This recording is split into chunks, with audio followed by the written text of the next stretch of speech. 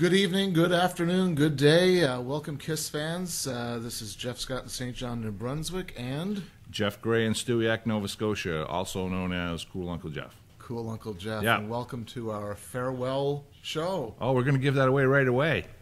Yeah. Okay. Well, it's in the opening. Oh, okay. Well, there you and go. it's in the banner beneath us. Well, there you go. Bye. Bye. See you later, Jeff. It's been cool. It's been cool, Uncle Jeff. Yeah, that's right. We've decided that we've covered so many topics. This is our 27th episode. We've covered so many KISS topics. We've tried to keep it fun and keep it interesting for people who enjoy our show. And at this point in time, we've just got other things that we want to do and other interests, and we're still big KISS fans. But there's a lot of podcasts on, and that's not the reason why we're packing it in, but I think we've just said everything there is to say. What do you think, Jeff? Yeah, I think that pretty much sums it up. I mean, there's all kinds of material out there. For us, we really tried to hit the big epic moments of KISS, and you just nailed it. The reality is that we both have lots on the go. You have lots on the go. I have lots of outside projects on the go as well. And we'll keep the pages open for videos and stuff like that for fun. The East Coast KISS Tribute page and the Watchin You page. But, yeah, I mean, the reality is that we haven't been very regular with our shows over the last almost 8 months, really. Yeah. So, hey, so let's go out with a bang, Definitely. I mean, there was a time when we were putting out a show about every month or every month. A couple weeks that we first. But there was so much material, like we couldn't wait to get to the next one because there was so much stuff we wanted to talk about. Just to mention a few highlights over the course of the show. I think one of my most fun shows was when we discussed KISS Meets the Phantom of the Park. And that was certainly an interesting moment in history, and we had a lot of fun with that show, sharing the things that were good, the things that were silly, and sharing some video clips. Yeah, and I got to admit that show was a show that I was like, whatever, I don't really care about that. But I had a lot. That's the best part about this talk show is that it's made me do a couple things. It's made me research some of the KISS topics, so I took more of an interest in KISS Meets the Phantom. And by the way, Jeff, I think it's our most popular episode. I think so. By far. And so I got to appreciate it when I didn't really appreciate it before. So I'm with you on that one. Yeah.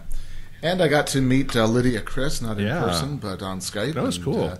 I had a wonderful chat with Lydia, and it was just so cool to talk to someone who was there. Yeah. Way back in 72, 73, the formation of KISS, and to hear some of her ideas and stories and talk about her book. Which, by the way, if you don't have, it's called Sealed with a Kiss, Lydia Chris.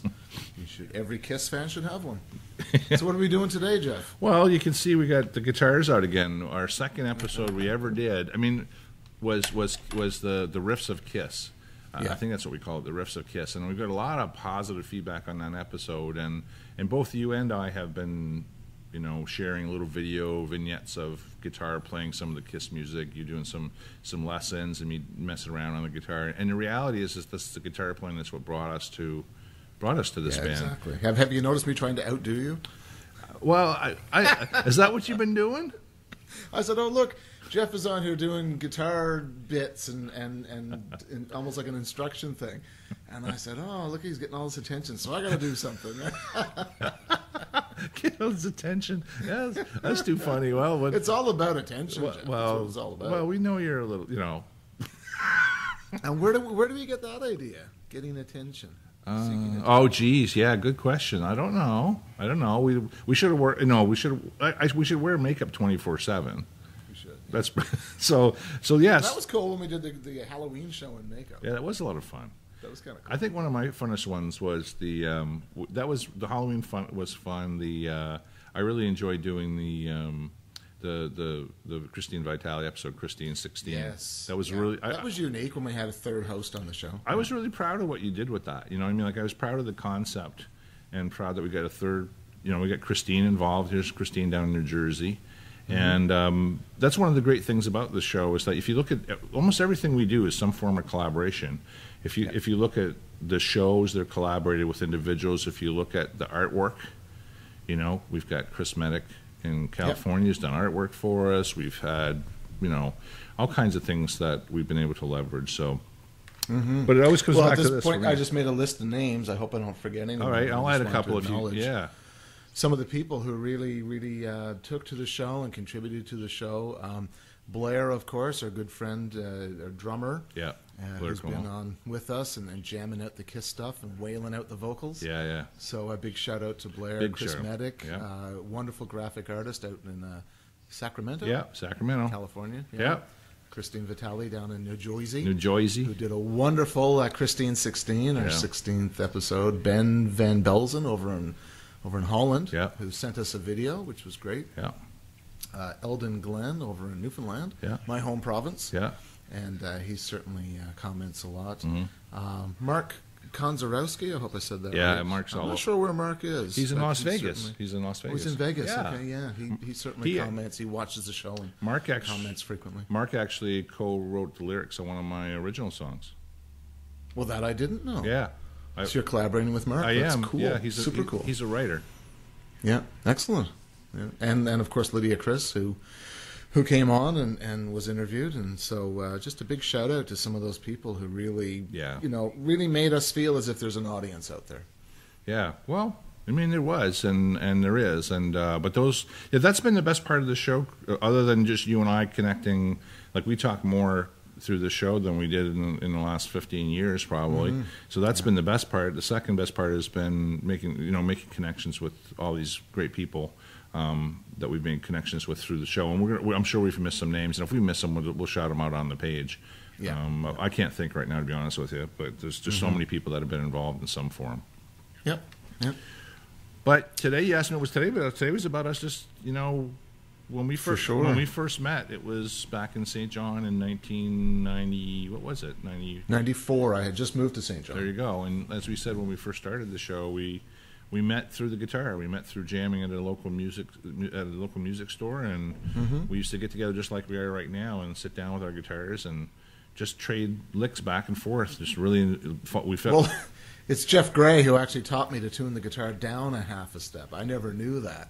So I'm learning all the Kiss stuff in standard tuning, which just doesn't really work, but somehow I made it work. So I had to relearn the stuff I already knew, thought I knew. He used to sweat, man. I was working so hard to get that guitar to make the sound. It's hard. Yeah, it's hard when you do that. But we had so much. Like I have extremely fond memories of sitting in your apartment or in my family room down in St. John, just back and forth, just having fun with the Kiss music. And figured if we're going to end this thing, then we should end it the way we started it, which is exactly. Right? Yeah. What do you got there in your lap? That's got the old. This is the same Les Paul I had when you and I first started playing together. Yeah. And my wife bought it for me in St. John, and so I've got that, and I've got over in the corner there. You can't see it so well, but which corner is it? It's over there. Yeah. You'll see there's a Marshall half stack that I got from a friend of mine that I bought. Oh, wow. Would I ever love to have something like that? And there's an L6 here I'm borrowing from a friend of mine. An L6? Yeah. Oh, my God. Would I ever love to have one of those? Wouldn't you? Yeah. So, but the Strat, if you're going to play Kiss, you got to use the Les Paul. And I know, but you know what? All my Les Pauls are in storage. I'm sort of in a transitional time right now, which is one of the reasons why it's hard to keep the show on. It is, yeah. I had planned to use, by the way, that L6 is mine. And I had built a replica of an L6, and I really wanted to use that for the show, but I would have to drive a half an hour to go get it. It's at my parents' house. And so the only guitar, I hand-built a guitar, and I really wanted to use it for the show, just to show my work. I built one. Anyway, but what I'm using today is a 1966 Tisco Del Rey, which I happened to find. I wanted to find a 66 guitar for a special reason, that this guitar will be 50 years old soon, and I will be 50 years old. Oh, that's right, soon. that's right. So I'm marking a milestone, and I wanted to find a 1966 guitar before I turned 50. So this guitar and I will do the show today. And when did you get it? When did you buy it? Last winter. Oh, actually, okay. I've been on eBay so many times looking for a 66, Gibson. Or if they made Les Pauls in 66, that would be the primo. But they didn't make Les Pauls. They stopped production and didn't start again until the early 70s. But they're so expensive. Anyway, I found this through a real estate agent. She found it in a house, and we dated it to 66. Right on. So I picked it up for a couple $100. Anyway, it's a terrible guitar. It's a piece of crap, but it's in tune now. I don't know what it'll be like after I pull off a few ace. I know. It's always a hell. I just thought of a couple names we should add to that list real quickly there. Yeah. We were on, because we were guest hosts on Strange Ways podcast with Jody Havnot and D-Rock. Yes. I was, and so we both in some way were involved with Podcast Rock City with Joe Anthony Polo. We did that as well. So, and there's so many cool podcasts, and just want to do a shout out to Three Sides of the Coin, who really, I agree. When we saw that, we said, "Wow, let's do that." That looks like a lot of fun. Yeah. And that's the reason why we did that. And they mentioned us on their show. Yeah. To say, it's great that we're inspiring other people to go out and do that. The reality is we probably wouldn't be doing the show if they hadn't started their show. No. I mean, where did we get the idea? I mean, I suppose we could have come up with the idea. I don't think we would have, though. I mean, that's just the reality of it. And History Science Theater is another one that we follow, and Decibel Geek, and so many out there. But anyway, those are just a couple of people I thought of. But you had some. You had some. Let's get to some music. I mean, that's so what I thought we'd do, and I don't even remember. The first show we talked about riffs. Yeah. And I thought what I'd do this time is just go down through the list of albums, mainly in the makeup era, because I'm not a huge fan of 80s Kiss. But, and you can argue that one, Black and Blue. But anyway, I just thought I'd start with the first album and just kind of throw out what I think is the most outstanding guitar moment on each album, and just kind of go through and bounce it off you, and you can throw in and interject and whatever. Yeah, let's just have some fun. So starting with the first album, Kiss, and I love the tone that they get on that, and Ace's solo tone. It's got a nice little slap back. It's very deep and rich, But I just love on 100,000 Years. The solo is kind of, and if you look on our page, you'll see me doing the solo for 100,000 Years. But I just love the way, they come out of that little drum bit. And you get this, sorry to have taken so long. It must have been a bitch while I was gone. Man, if I sit down for a while, will you, babe? Yeah, that's great. But this part here, I just love. This is so Ace-like. It's just this ascension of chords. Then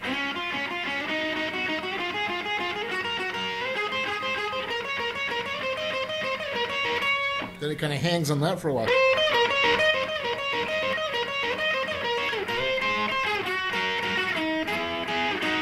Yeah. I played that wrong, but you get the idea. But I just love that little bit, and then it goes into, more typical Ace stuff. But I just love the way he just kind of winds that up and brings it back down again. And I just love that moment. Well, yeah. I mean, what's not to like about that? I mean, it's a real crescendo of that whole song building to that point in time. I mean, it's funny. There's so many cool little moments in that song. Even the. And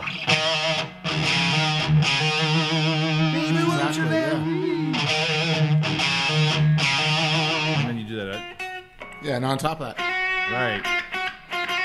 So it's nice the way they used that. They took advantage of those two guitars and harmonized them together. Yeah, well, they're always doing that.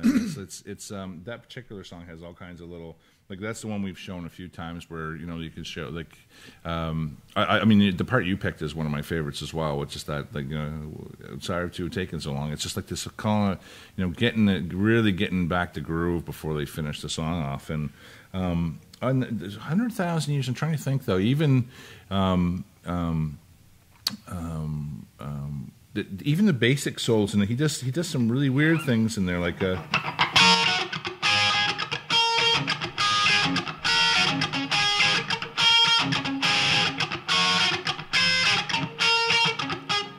he goes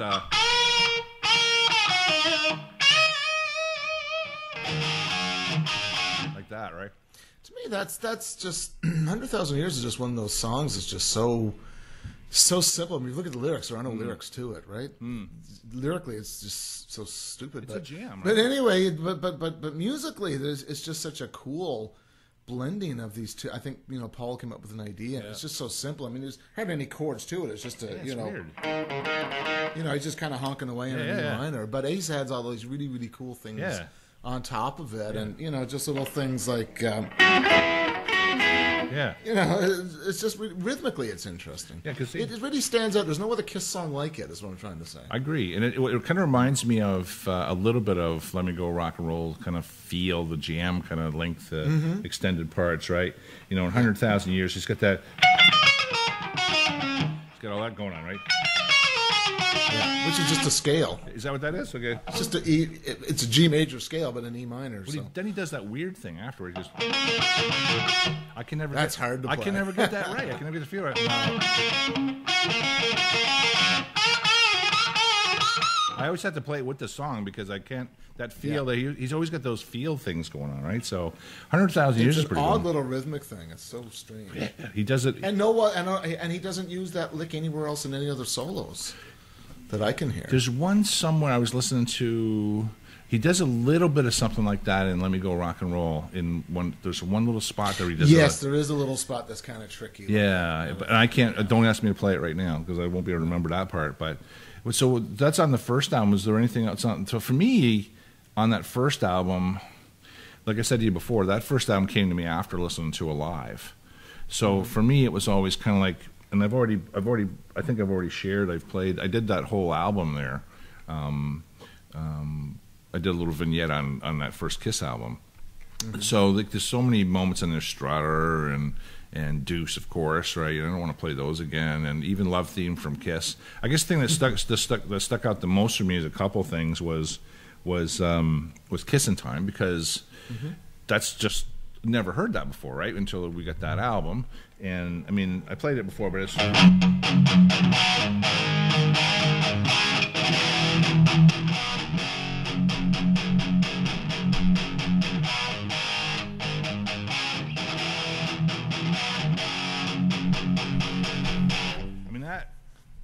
I don't know. I've always liked it. And I always wonder why they didn't use that more somehow, like in the live set or something. Well, just recently I saw a lot of people talking about, finding that first album, the first pressing of that album that doesn't have Kissin' Time. And I guess it's more valuable. But making such a big deal of it, and the comment I made was, I love the song. I'm glad my copy of that has Kissin' Time, because that's one of the best Peter Criss vocals that Peter Criss laid down. I think it's great what he does on that. There's a great lead on there. There's great dynamics in there. Ace does all these accents off.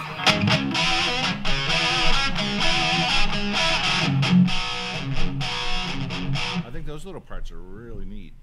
Yeah. What always struck me about that first album was how sanitized it is compared to the live songs. Like, you listen, like, and I shared this before. Like, you remember, like I always found Cold Gin to be extremely slow and methodical. It's like,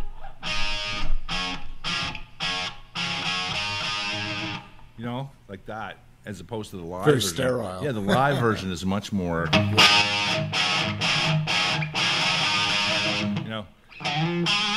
It does it much more, and same thing with Nothing to Lose too. Yeah. Right. Well, a lot of those have so much more vibe live than on the vibe studio. Live. Yeah. I like that vibe live. Let's move on to Hotter Than Hell. Okay. Do you have a moment from Hotter Than Hell you want to share? Yeah, I like a lot of things on Hotter Than Hell. One of my, I think a song that hardly ever gets that we don't pay any attention to is the song Hotter Than Hell itself. And it's got a really weird chord, and I've been trying for years to kind of just get it exactly right, because it goes.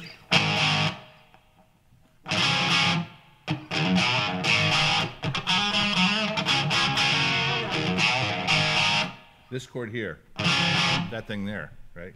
I don't know if it's right, but and Ace does this part.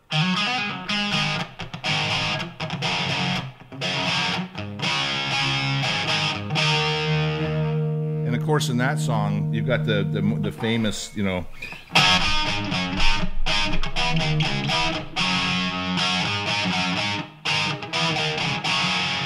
part. Very melodic. Oh yeah, it's a chord pattern, but it's so much more melodic than some other chord patterns that they use. Well, I found you can sing it. Yeah, I found that's what I liked about their early music, is that even their chord patterns were almost riff-like.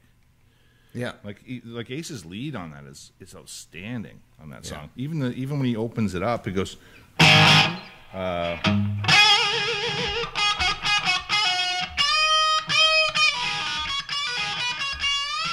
He does his little bend. Spot on. Yeah, that's pretty cool. Eh?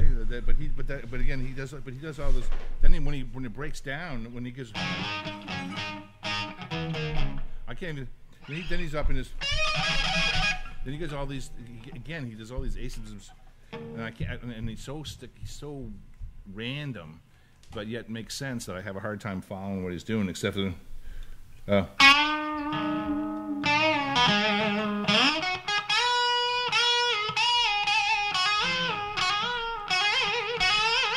does that little thing there, right? Kind of cool, eh? Yeah.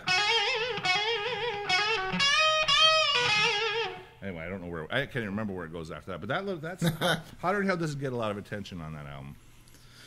No, and they should be playing that more. I mean, I don't know.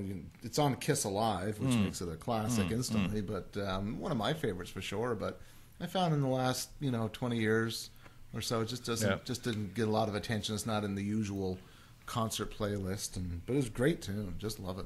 Yeah, I love it. What I love on that album is the solo in Got to Choose, because it's just so not like Ace. It's, it's a very melodic solo. Ace-isms are a lot of these, Yeah. But you get this... then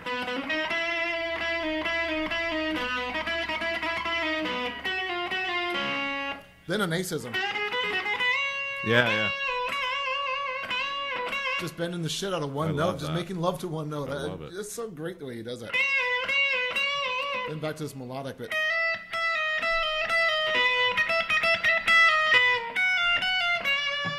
Exactly. I just love the way he does that. Again, we don't hear a lot of that in any other... But it's because of the nature of the song. I think the song is more... it's just a slower pace, and he uses more of the major... chord progression rather than something in a blues pentatonic. Ace is a bluesy pentatonic player, so when you throw something like Got to Choose at him, then he's got to revert back to the major scale, and he comes up with something that sounds a lot more melodic than pentatonic. Well, we talked about his solo album, the most recent one, right? And we talked about how when he really thinks about things, like in that album, that lead that you just described there had to be thought out. It wasn't just him playing licks. Exactly. You got to think about that. Yeah. But Got to Choose has got, like, I'm in a chorus, and he comes out of that, and you get the... comes back out in that. But in the... Got to Choose. There's a subtlety to Kiss. That Kiss say, they're just 3-chord band, right? But they're absolutely not a 3-chord band. If you listen to the... When they go...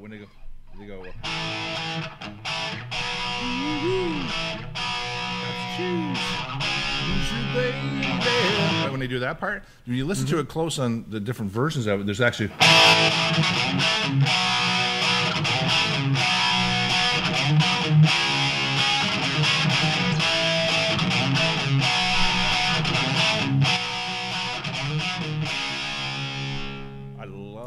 love that. Excellent. Love. And to play that, I don't know if you can't see, but I just love even this. I could play that part all day. But you're right. That's such a great, and I think much better live than on the studio album. That song. Yeah. The studio album. Well, the whole Hotter Than Hell album just has this dark tone, which is. Yeah. I don't know. It's just the first notes on the album, which are Got to Choose. Oh, yeah. Yeah.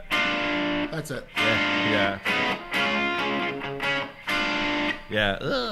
And I've said this so many times before. Talked about the sound of that album, but the first time we heard that, we thought it was a car. Someone outside was bumping their horn at us. Yeah. And we realized that's the guitar on the record. Me and my buddy got this record and pulled the plastic off and threw it on the turntable, and immediately we thought it was a car horn. And I still play that back and say, yes, it does sound like a car horn. I agree. Well, he's playing. He does it on the MTV Unplugged too. He does that sort of. He plays that whole chord instead of playing. Right. That's what he's doing, right? Instead of on a live album, he's just playing two. One of the other ones, right. But you know what else is good? You know what else is good about Hotter Than Hell is it gave us a bunch of new material. So it gave us like Going Blind. It gave us All the Way, right? Which I really love. And that's just really simple. I was just watching last night. Someone's posted a lot of footage from Kiss Cruise 5. Oh yeah, and they opened with All the Way. Oh really? Their Sail Away. Yeah. Such a simple. If you listen to that one, they don't even start with chords. It just starts off with a.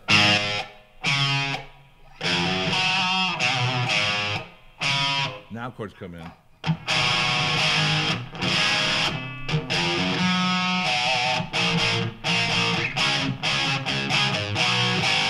But at the very beginning, it's just two notes. That's it. but then it's simple. It's got, it sounds so cool. It does. Yeah. Mainline and Strange Ways. That was new on that one too. Oh my God, Strange Ways. That's what a cool, creepy tune. Yeah, I mean, I think we've covered that one. We've covered that before, but again, such a wonderful melding. Oh yeah. Of the talent, the Ace Frehley talent, and the Peter Criss talent. Yeah. You know, that's just one of those great Kiss moments that Paul and Gene can never really say they had anything to do with. I mean, I probably played bass and rhythm guitar on it, but to me, that's such a great Ace and Peter moment. And then you had Coming Home on that album too, which was what's electric on Electric. I don't find it really was very good. But acoustically, that's a great tune. Yeah, it's outstanding acoustic. Mainline's that other one there. That's kind of like it's there. It's almost like Dirty Living to me, right? It's like, you know.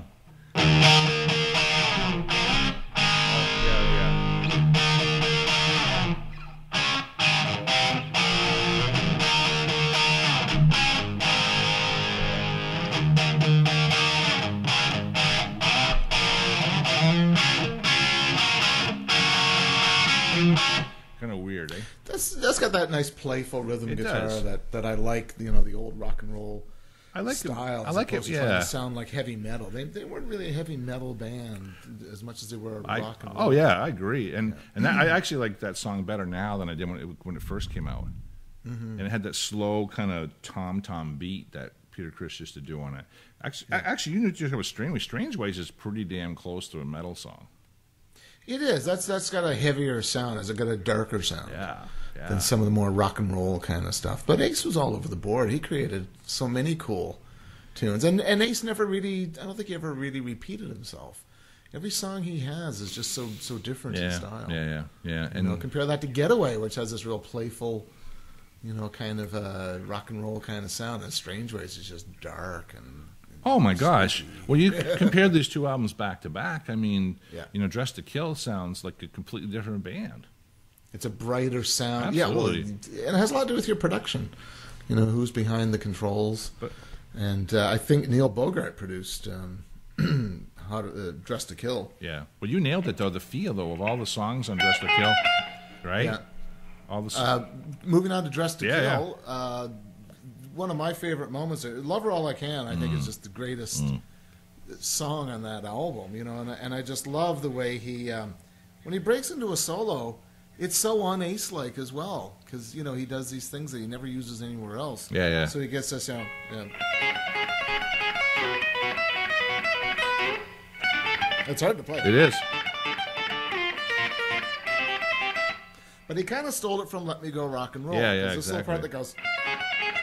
In Let Me Go Rock and Roll, there's a little breakdown. We go. Yeah.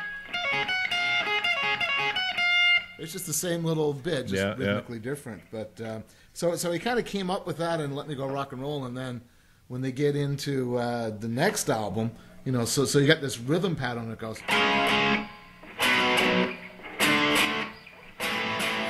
So he just follows that rhythm pattern with that same little pattern from Let Me Go Rock and Roll and creates this wicked solo, which I think is just the highlight of that album. Which is really interesting. Like if you get a pattern here because you like Got to Choose, and then at the beginning of Love Her All I Can, it starts. It's the same three chords, Jeff, as Got to Choose, but it goes.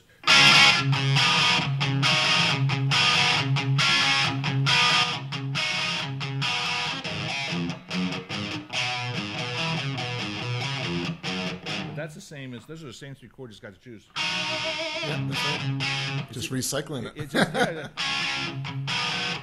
But and the other thing about that song is they started doing more. You know how some bands, Kiss doesn't do like the. I don't know if it's in fifths or what it is. You know, where they have one guitar playing. And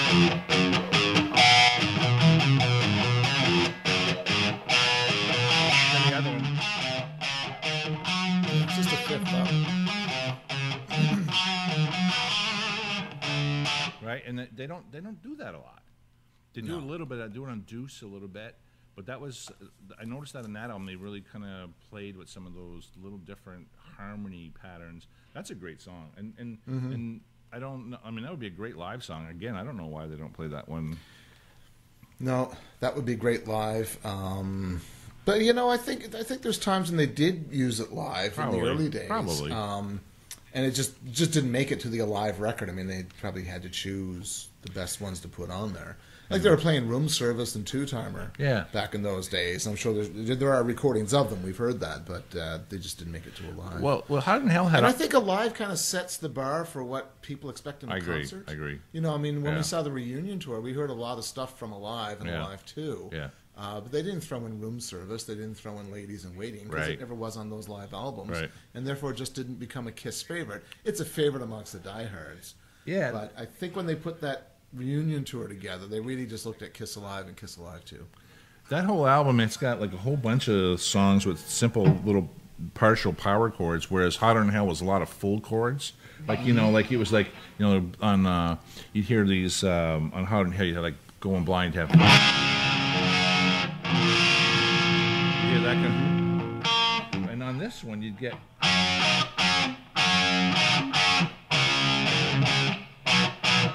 something like that, and the Room Service is the same thing with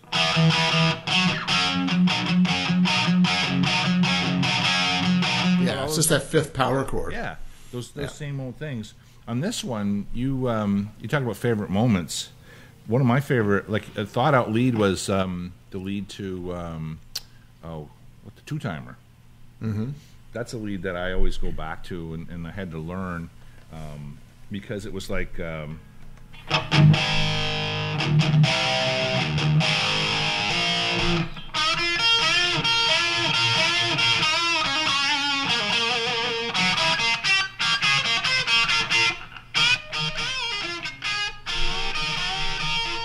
weird.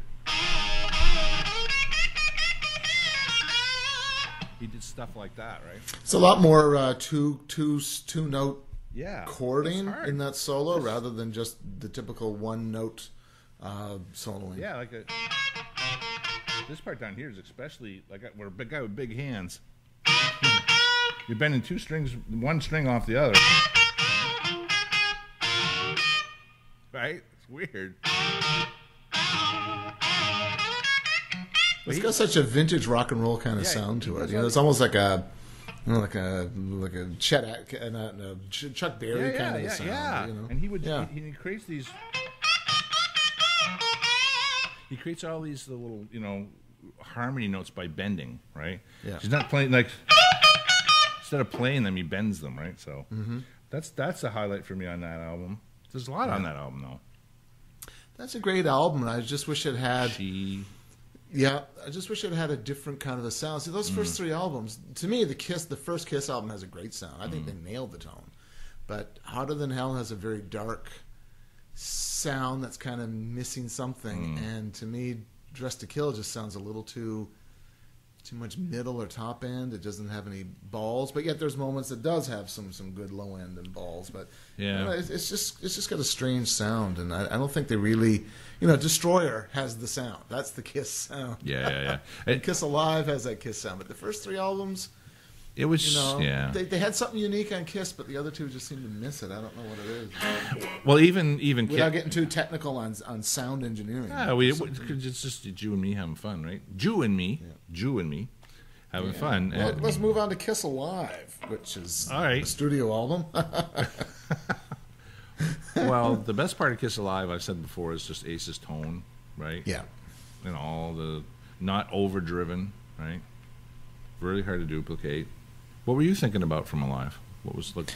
To me, it's a very simple bit, but to me, it's just the energy, and I think rock and roll. Let Me Go, Rock and Roll. Just that live version of Let Me Go, Rock and Roll becomes such a jam tune, and I think that they could have been a really good jam band. Yeah. And to me, you can really hear the jam coming out in that, and to me, the highlight is just. Coming out of the bass solo, it kind of winds down. It's got lots of energy, but then you got, Ace or Gene on the. Yeah. And Peter, boom, boom. Yeah. Boom, boom. And it's just sort of building, And then Paul just comes in with this, like a. Yeah.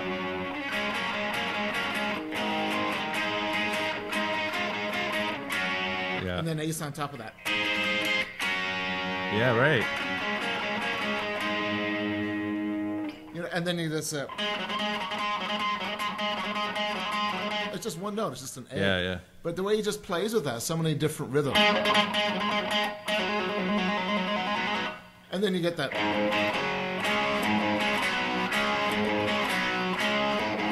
And they can do their little, typical dancing, shaking thing like they stole from Deuce. Yeah, There's another little bit there. I'm trying to remember, but then it just builds and builds until the ending, which is yeah. This guitar is terrible, but it's just so cool. I think that whole bit after that little bass solo. I agree.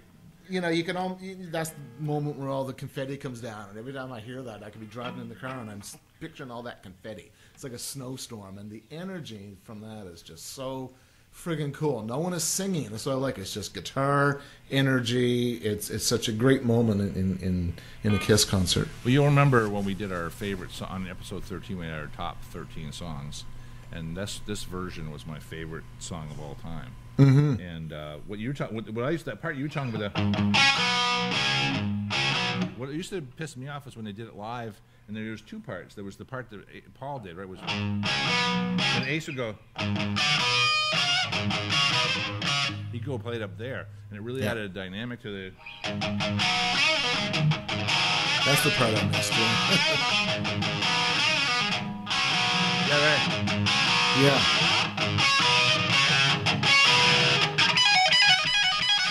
That's the part you were talking about there. Yeah. There's another really cool lead break he does. I was just messing around with this. I know where it's towards the beginning. He goes.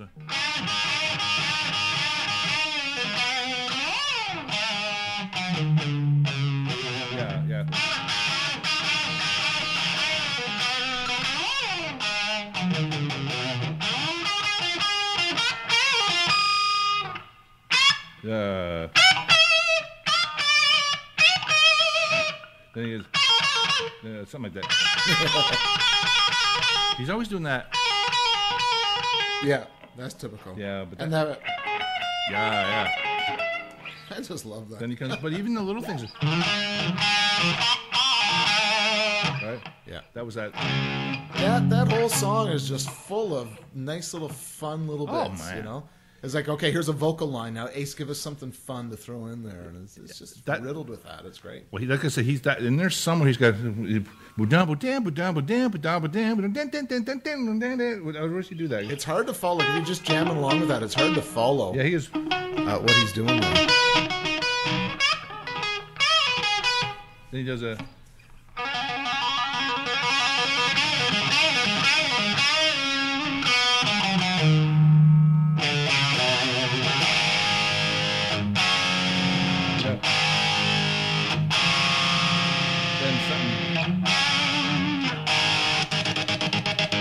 That I think, right? Yeah, yeah, that's cool, and it's fun to watch that live. Oh, that 1975 concert from Cobo Hall. It's just fun to watch him doing that one live. You know what I found though? That's what I was saying. Like that song there, when they started, they didn't stick to that version of it as they went past that. They started doing this shortened version of it, and then they cheated on parts. Like he didn't do the high part, and that was what really made that song really great. Right? Mm-hmm. Yeah, that just to me that just stands out. Yeah, I agree. That album and even the whole makeup era, just that live version of "Let Me Go Rock and Roll" is just that's it. Oh, that's on live, yeah. So many on that. I mean, I thought like I was messing around. I mean, there's all the transition from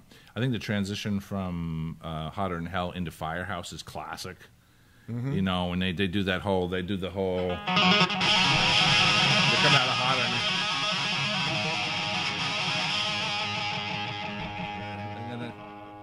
Yeah.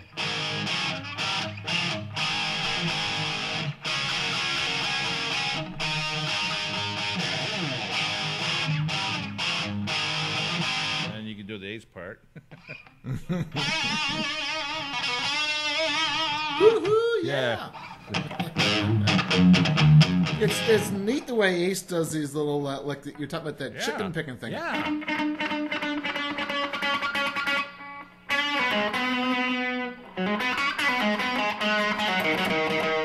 But he does it. Yeah. This guitar is crap. I can. You get the idea. I try and do it all the You know, he time, does that in Firehouse. It's just a Yeah. great little lead bit. I have I've been playing that lead. You and I recorded that song, and even then, it's hard to get the sound right. Yeah.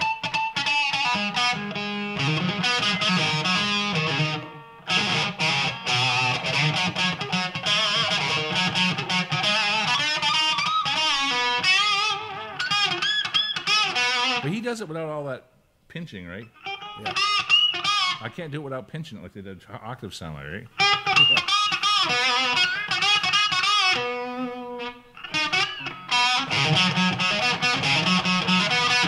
And I always find myself gripping the pick like Ace to try and get him to sound like him, but it's that little that little chicken plucking thing I still can't master. I can't do it. Yeah. But alive, I mean Black Diamond. I mean, I love the way Paul plays the intro. Let me see if I can get this down a little bit more. A little bit. Like he does that. He does it. Right? When he does it that way. Yeah.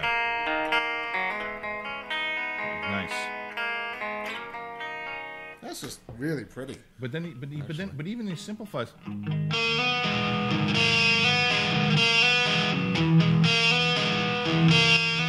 You know what I hate though? What's that? Do you know what I hate? Is the way he's turned that into his guitar solo. I know, and then it's Right? then- So in recent crazy. concerts, you know, he starts out nice and clean, and he just like, and I'm like, God, that's just terrible. But it also loses the dynamic, right? Like Yeah. I just think the way that he did it live was so beautiful, which wasn't the studio version.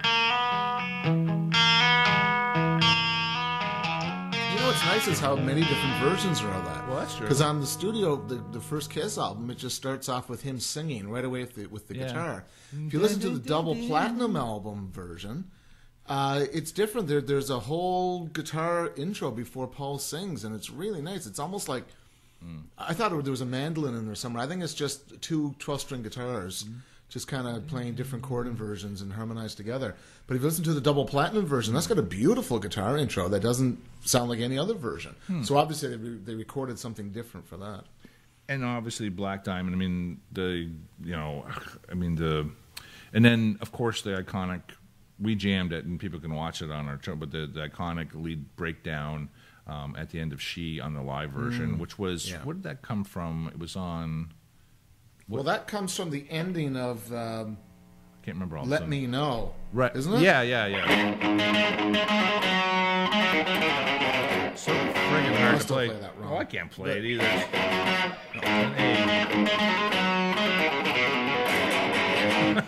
It's impossible.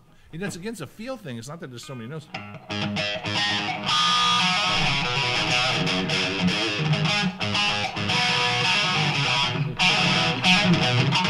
I know it's all that stuff. But again, that's a moment where they're jamming. Yeah. They make a great jam band, and it's those jam moments that are so cool.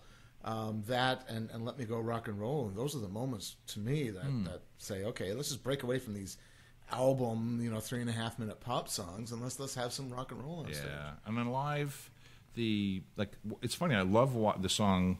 I mean, I didn't like "She" as much at the time as I do now, and I didn't like "Watchin You" as much as I do now. Like I tended to like the Deuces and the Strutters more, and not so much the darker, because "She's" kind of dark feeling, as is and of course "Parasite." Yeah. Right. I mean, again, the thing with "Parasite" is you listen to it on the studio album. What's really nice is that he grips the pick a funny way, so it's got to sound like on the studio version it's like that kind of a sound, maybe even more overdriven. Whereas on the see if I can do this without screwing it up. On the live version, lots of percussion.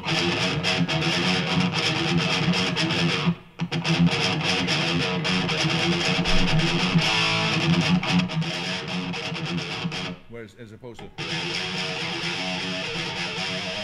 anyway, it's just a different style of playing, and you got to get a guitar tone. I wasn't happy with that tone at all, actually, but Let's move on to Destroyer. Yes. there's two places there I find where the lead guitar is very interesting. I don't think it's Ace's influence as much as it's Bob Ezrin. I agree. But on Detroit Rock City, that whole solo. In fact, I was just reading that new book, Shout It Out Loud, The Making of Destroyer, and talking about how Bob pretty much played that on the piano, and then the two guys figured it out on guitar, and then came up with a harmony line for it. But it's so un-Kiss-like. But it's really just become their trademark. Is that solo, but it's more melodic than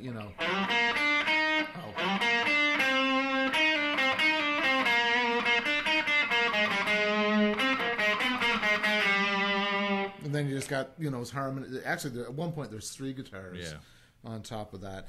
But something I just learned last night. I never really learned to play it before. Was the solo to Shout It Out Loud. It's just so simple, but it really just does have this fantastic anthemic tone and feel to it.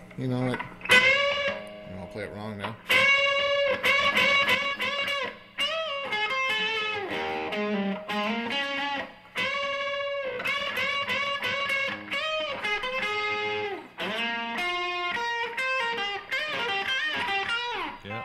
That's terrible. But anyway, I just thought that was, you can hear Ace in it, but you can hear someone else's. There's like this part that goes. That's not Ace-like at all. That's more Bob Ezrin sounding. Knowing that Bob wrote the part for Detroit Rock City, you can kind of hear that in there. At the end of it, and this little part that goes. I Yeah. don't know where that comes from, but this is weird. Yeah, it's. But I like it. The whole solo has got this feel to it, and it really does crescendo the song. And then at the end, it's a little more Ace-like. Like the beginning of it's Ace-like. Like you said that. That bending, yeah. But I forgot that. But then at the end of it, it picks it up again. Boom, boom, bam, the last part. Yeah, however that goes. But Shout Out Loud, it's funny. That's a song I never really.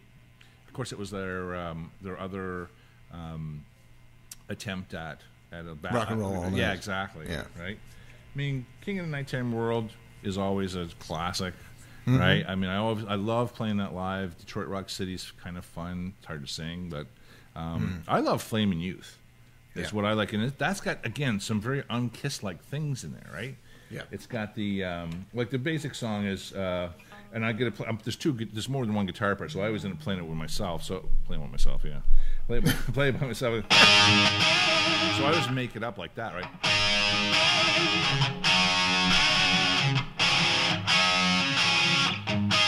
Well, yeah, right.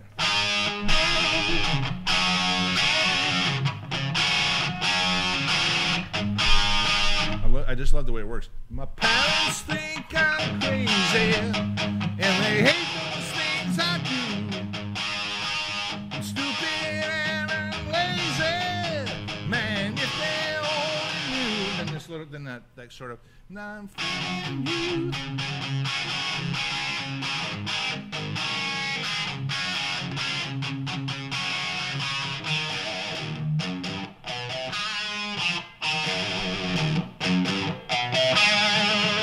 That's a great riff. Oh, but that's un-Kiss-like, that. right? That's a really un-Kiss-like riff. That it's kind of weird.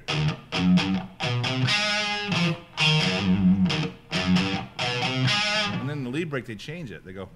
Yeah.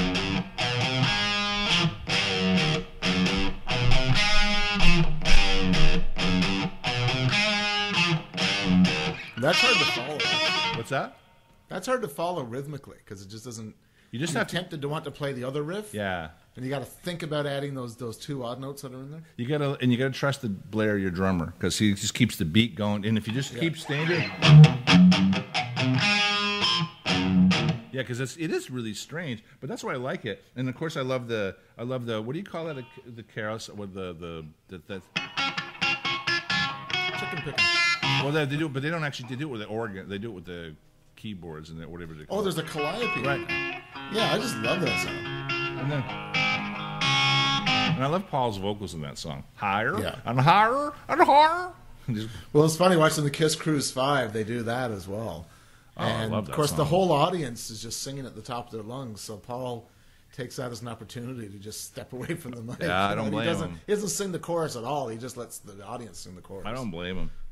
You were going to talk about Sweet Pain at all? I thought you were going to talk about Sweet Pain, maybe. Well, you know what? I had a list of things I wanted to I just wanted to make reference to the use of acoustic guitar. Yeah. In a lot of stuff, and you know, it's there. It's so present, and probably people don't even know that it's there or really recognize it. But there's a lot of times when they just kind of double the electric guitar with the acoustic guitar just to get a particular sound. I'll just mention a few. If you listen to God of Thunder, you know, as heavy and dark as that is, when you get to the chorus, you know. Oh, yeah. There's an acoustic guitar right there. Yeah. Right on top of A, that. B, M.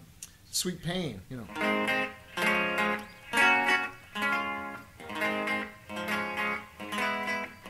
And you get this real nice kind of, you know, chunky. It's not a strum, a pick down through, which gives it a really nice sound, just doubling that electric and acoustic sound.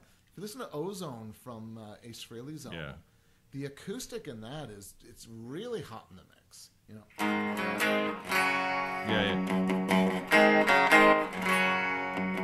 And it's a really rich acoustic. I think it's a 12-string. They use 12-string a lot. Making Love, you know. But when you get to that... the D minor. Oops.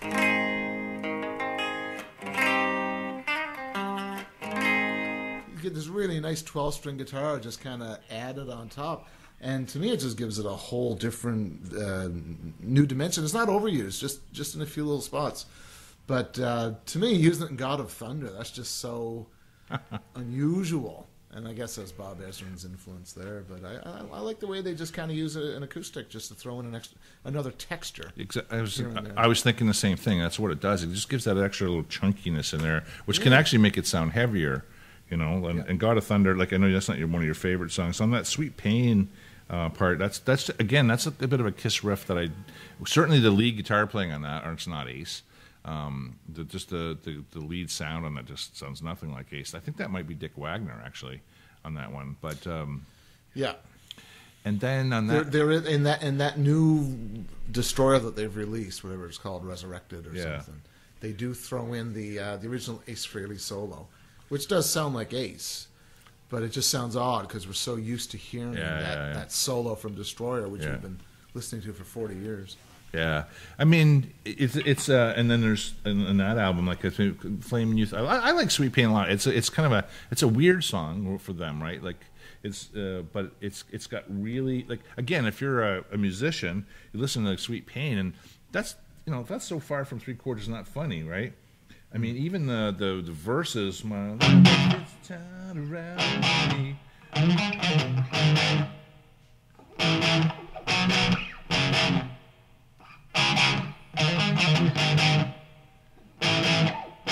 Now, the thing you hear the most is this, right? But if you listen close, what I really like, there's this little subtlety when this is going.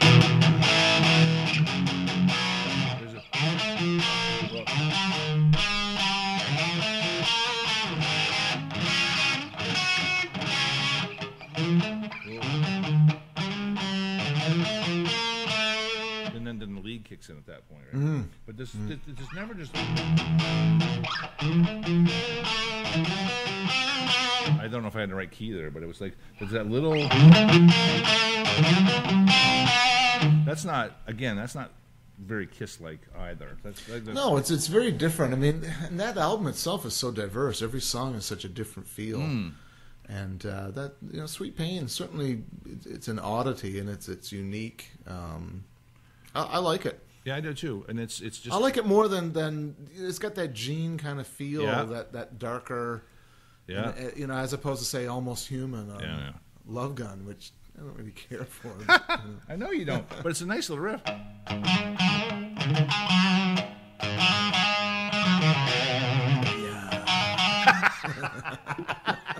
Yeah. Let's move on to Rock and Roll Over. Yeah, how are we doing for time? Just out of curiosity. We'll be coming up to an hour pretty soon, but we're going to go more than an hour. Yeah, so just wonder if we want to cut. Rock and Roll Over. So many moments. This goes back to Double Platinum because that was the first record that I got, and I threw it on the turntable. and I went straight to side 4 because Beth was one of the songs I recognized the most. So I played Beth, and then after that they threw on Making Love. Oh, yeah. So I had the volume up quite high because Beth is kind of low key, right? Yeah. And then this came through the speakers.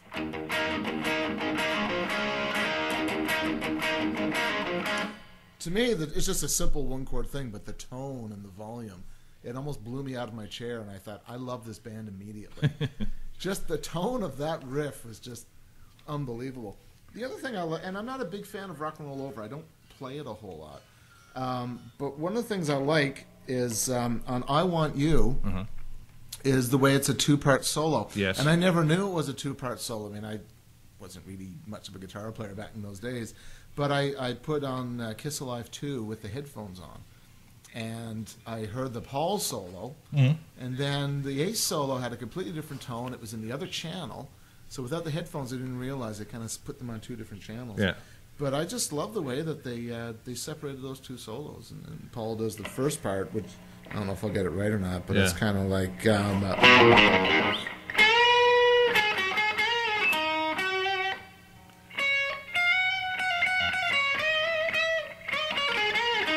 that's not right. But then Ace comes in with that...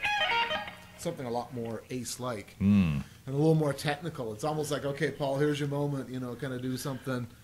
And it's not a bad little solo bit for Paul, but then Ace comes in with something really more fancy with a lot more notes and kind of shows up Paul. But I like the way that they share those 2 leads. There's a couple other Kiss songs that do it's something like that. They do that in... where Paul starts and Ace picks up. Yeah, they do that in I Stole Your Love. Paul comes in... Yeah.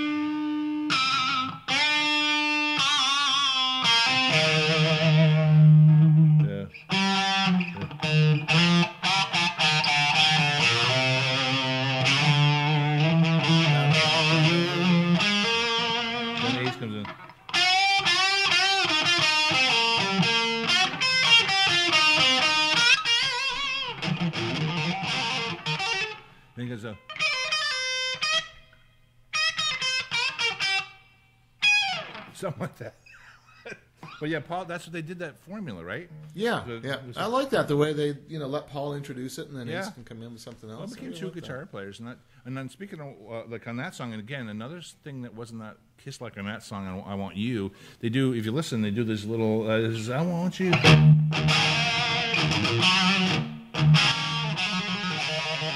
They do that little hammer-on thing, eh? Like one guitar's going...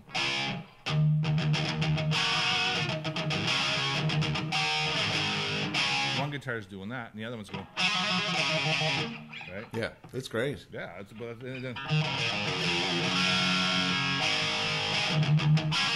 And Ace, Paul goes...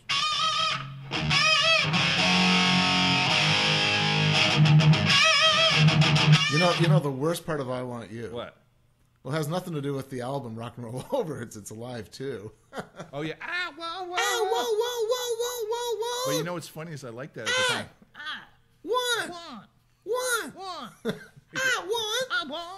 Yeah.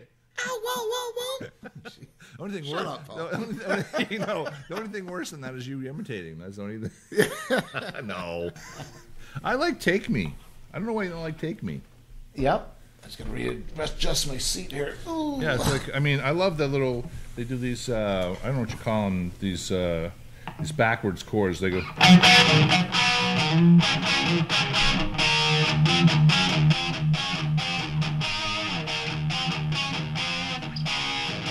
What I like about what they do on this album, it's another time that the Ace plays that part, and then while he's playing that part, Paul's doing a different part, which is kind of weird.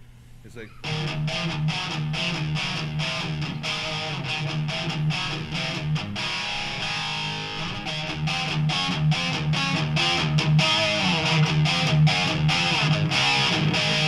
And then beautiful lead guitar on top of that after.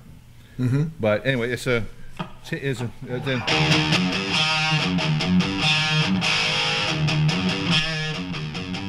Those are really cool little riffs, I find. Yeah, yeah. Then they had lots of... That's a fun tune. What's that? Yeah. That's a fun tune on that one. And it's and anyway, yeah. So that's a lot of fun. So I didn't want to leave. Best part of that song is "Put your hands in my pocket and grab onto my." It's grab onto my clocket. I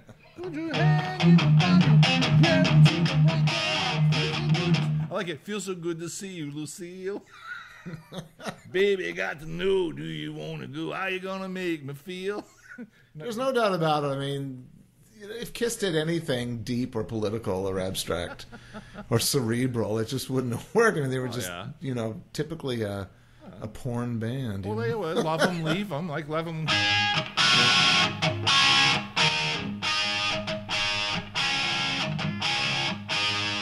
Love them, leave them, yeah. Right? What does he say? I got a stiff proposition, yeah. That girl bends over, I forget my name. That's a domino.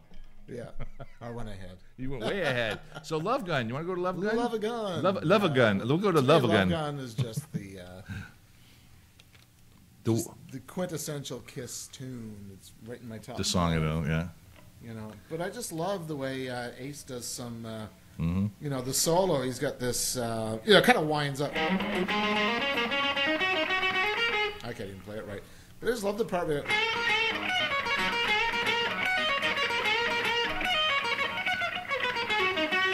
yeah. Again, this guitar's not working for me, but that's just so cool the way he does that. And they can really, really hold that and jam it a little bit longer on stage with Paul just kind of wailing. Love Gun, and the harmonies on top of it, But what's really cool, they don't ever get this live, but on the album, it's just during the fade out. They just kind of added a harmony guitar. Yeah. Because you got this, and then on top of that, it's just like maybe up a third or a fifth or something. It's just this harmony lead just kind of coming down that. And you only hear it on the fade out of the album, but it's a really neat little moment, studio moment, that they'll never get live, and they've never tried to do it live. It's always worth listening to their fade outs, I find. Right? No, it is, because there's always something interesting in there. That lead guitar part you're doing there, it's kind of interesting, because he really plays a lot of detail in there. Like, I have to listen really closely to him. He goes,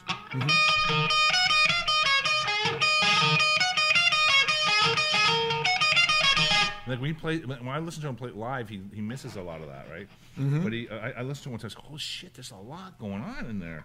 Yeah. Right. And that's such a I can't do the other part you just did. Like that.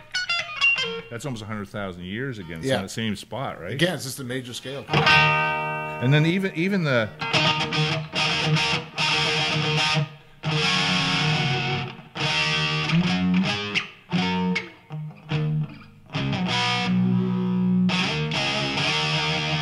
He does how does he do it? He does a different thing though. Paul does some really cool chord stuff there. It's not all just major chords. No, because the second time around we're just going. I'm so out of tune now, but I just love the way instead of using the power chord, just kind of really accentuate the minor because it is an E minor. So rather than just an E power chord, just take the minor chord and just kind of let it ring. Yeah. That's what it was. I'm trying to think with a. He does a. You watch him play live. He doesn't move him. Then.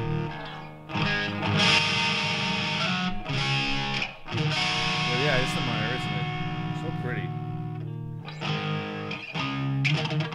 I like. Okay, you got to spot this moment. It's hidden somewhere in Love Gun. In Love Gun. Okay. Here we go.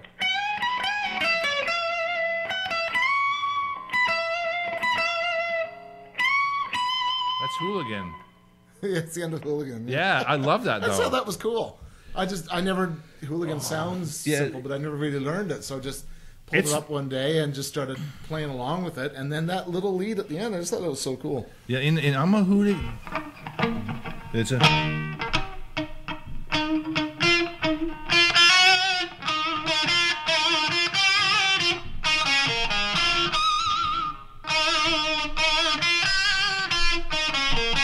That's it. Yeah, something like that's in them.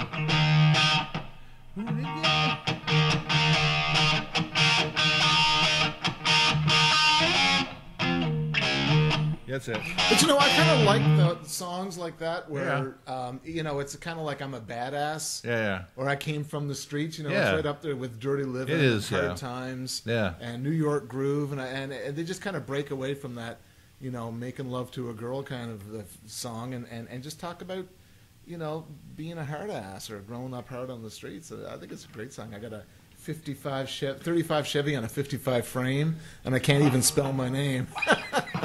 Dropped out of school when I was 22. Yeah, it's a great song. I like.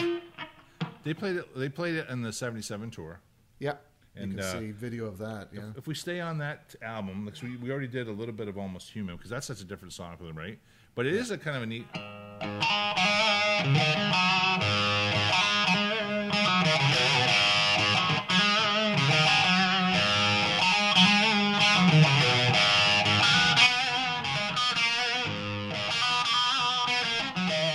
That's when they did harmony stuff. Then,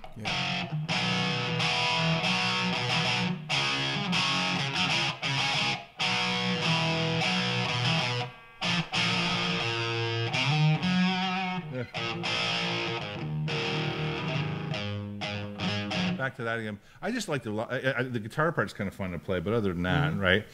And then you've got what you had on that side. You had Plaster Catcher. Shocked Me, of course. Well, yeah, that's Ace's moment. It is. Well, great moment. I mean, I must have listened to "I Stole Your Love," 45 times on the way to Moncton. From when when it started. You think of that. That's the first thing that comes on, right? And also Detroit Rock City, that movie. Remember they clicked in with that? Yeah, when the woman puts on her Carpenter's record.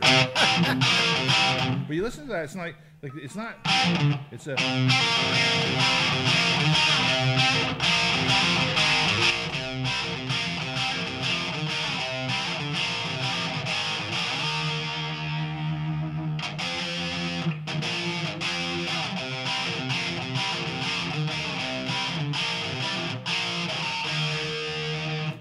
But they did some really cool tones in it. But that was when you said they did that dual lead again, right?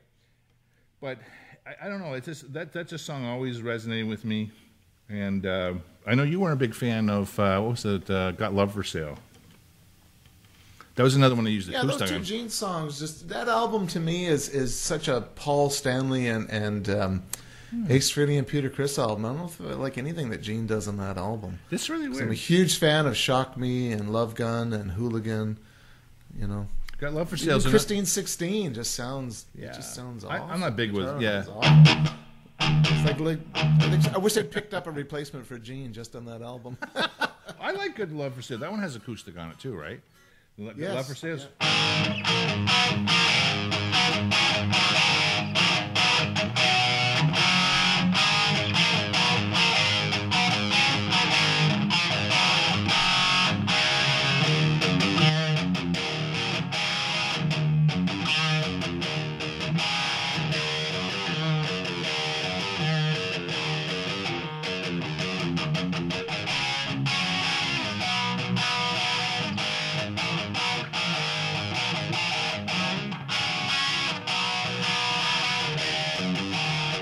I like those parts. Like but you know what? That's the same as "Take Me."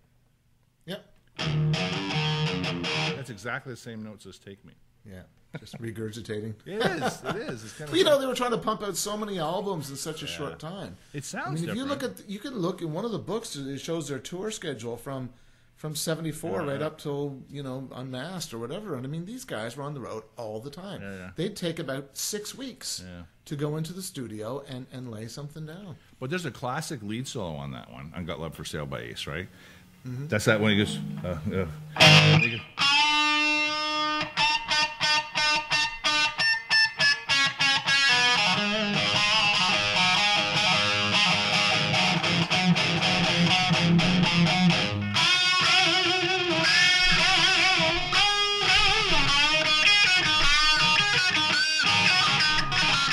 And then he goes on and on. It's Ace isn't, but then that's great. That's one of those great little Ace bendy moments, right? You did a really nice recording of "Shock Me." Yeah, thanks. I was working on that stuff. I don't know when you did it. I pulled that off. I don't know. a couple of years back, and I shot a video really quick. Yeah. It was to show you guys up because you know. guys started recording some stuff and putting it online. You just live too far away. Oh man, I said they're the East Coast Kiss tribute moving on without me. So well, we got to do something. I know, right? But Shock Me's, what I like about Shock Me is it's really strange. Like the chords, like you've listened to that. I don't know if it's this like.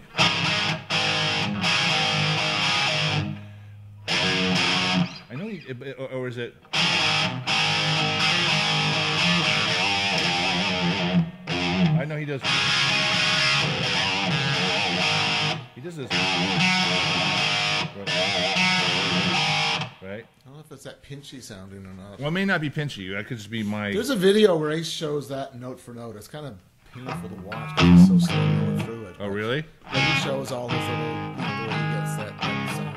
Yeah. I know he does a little hammer-ons there like that. Like, I always kept it quite simple, you know. I always kept it quite simple. Like I don't do any of those bendies or. I just hit a G chord. So not doing that. Yeah.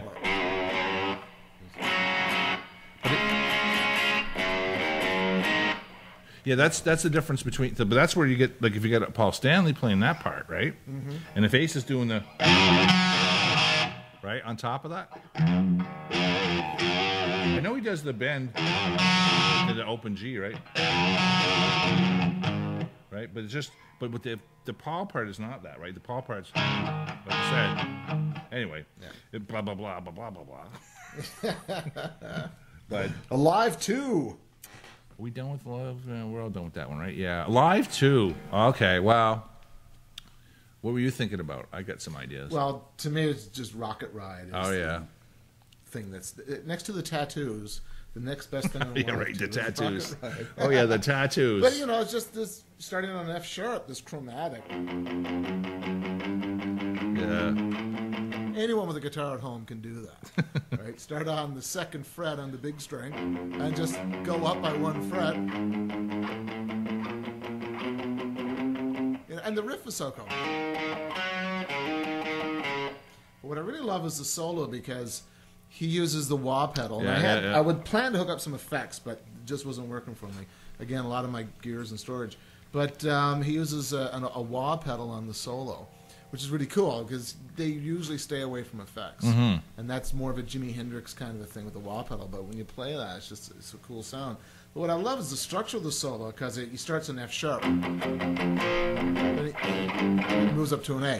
Yeah. And then he moves up to a C sharp. Moves up to an E. So as that rhythm guitar moves up, his soloing moves up. So he starts off in an F sharp. Oh, I'd probably get it wrong now.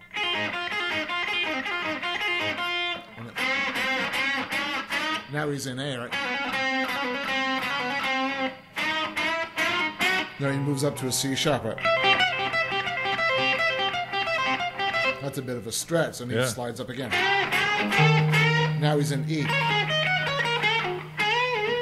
And that's where he ends it. So I just love that solo. That's a well-planned out solo with the rhythm guitar and the lead guitar, and then when you add that wah pedal on top, to me that's just magic. That's the best part of the whole album. Huh. I like that a lot. Actually, that fourth side is really cool. Isn't it? Everything on that is great. Yeah, and that's even, like you said, except any way you want it. But you know what? I think Blair and I jammed that, and we had a lot of fun with that. We did. Actually, I was down there. It was last November when I was down. And we had never played it, and it was so simple. We picked up the chords as we were playing it. Well, everybody has. You got to remember now. I played this with a bunch of guys who were Kiss fans, and we used to joke on the way to the basketball games, right? Any way you want it, you can tell me anything. Any way you want it, you will always hear me say. Hey. It's all right. It's all right. It's all right. It's all right. It's all right. It's all right. It's all right. So anyway you want it, that's the way it will be. A Kiss cover. A Kiss cover here first. But I like, of course, All American Man is great. Yeah. Even, Larger Than Life. Wow. Yeah, you like larger. Like, I mean, love that song. That's a Gene song to me. That really speaks to me because nothing on Love Gun written by Gene does anything for me. It's different. It's really, it's very demon-like, that song, I find. Yeah. And Rockin' in the USA is fun. It's a fun rock and roll tune. How's that go? Rockin' in the USA? Yeah, it's an A, I think. E? There. We've had this conversation before. We've covered that one in another show. Driving in my 747, whatever it is, right? Yeah, it's an E.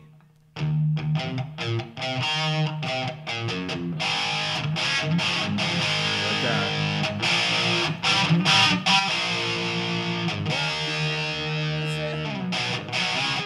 Like that's it.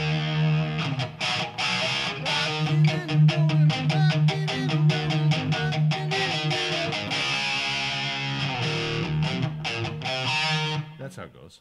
Yeah. Yeah. That's a great tune. And All American Man, I think we've done before, maybe. Yeah. Well, moving on to the solo albums. Oh yeah, gosh, got a lot of albums, don't we? Yeah, I would have to say that anything on Ace Frehley's album is just outstanding guitar work. And I know that you always love to play the intro to Speeding Back to My Baby, which I could never really get, but you play it quite well. Go ahead. You want me to do it? Yeah. Okay.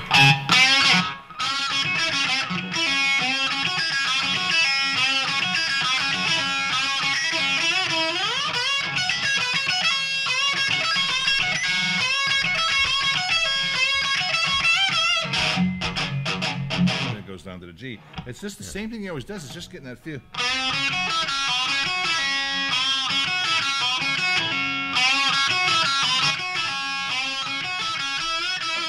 The same thing up here, right? Anyway, it's just one of those things. Like he does these, like on She, he does all those kind of pentatonic things that once you. It took me a while to get that, but once you get it, you get that. It's a pocket in there that changes every other time, which is. But it's what you get is kind of fun to play. Yeah. I just think about the Ace Frehley album and how great it is. But looking at the other ones, I really like on the Paul Stanley album. Oh yeah. That's got such a nice. They don't use clean guitar. Ain't quite right. Clean electric, so it's very jazzy sounding. Yeah. But then the solo, I don't know who does the solo on it. I should know. It's a good it's solo. on the line or somewhere, but. It's just great. It's got this amazing tone, and there's times when it just really gets ripping hard, and then it gets kind of laid back, and it's dynamically it just kind of flows. And I just thought, the way he sets up the tone of that song, a real jazzy sound, and the way the solo, just this perfect solo. Again, I don't know who executed it, but just perfectly done, dynamically. It pulls back. It speeds up, and I just love it. That to me, that's an outstanding guitar moment from the Paul Stanley album. I was listening to it last night, preparing for the show, and I thought, that's exactly what I said. It's really jazzy feeling. Then he's got the other ones on there, but like even Tonight You Belong to Me, is that intro was really quite different than the main part of the song. And I mean, what was the one? There's another one on Love in Chains. I think. Oh, I did that last time. On the riff show, the last riff show, I did Love and Chains, but there's a couple other ones on there. Is Goodbye? I did a cover of Goodbye. I know you don't like that one.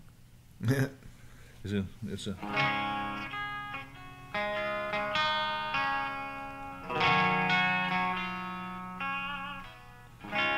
It's what I like about that one. There's an easier way to play this, but.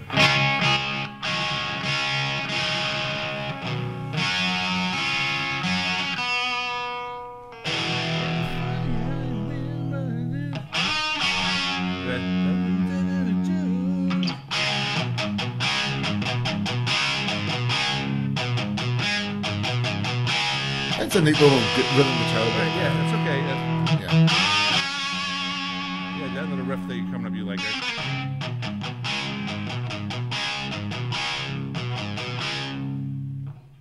Yeah, that sounds right. Yeah. Goodbye. Yeah, I just like the little. It's got really cool little guitar parts, and I thought, but. I don't know why you didn't like it, but I don't know. I just don't like the I don't know. Just didn't. There's other stuff in that album I like. But it's just a taste thing. Just never cared for that song. So. And then, of course, you get the iconic "Tonight You Belong to Me" on that one. That's just great. My God. That reminds. That's a lot like. Love Gun. Not Love Gun, but Making Love almost, right?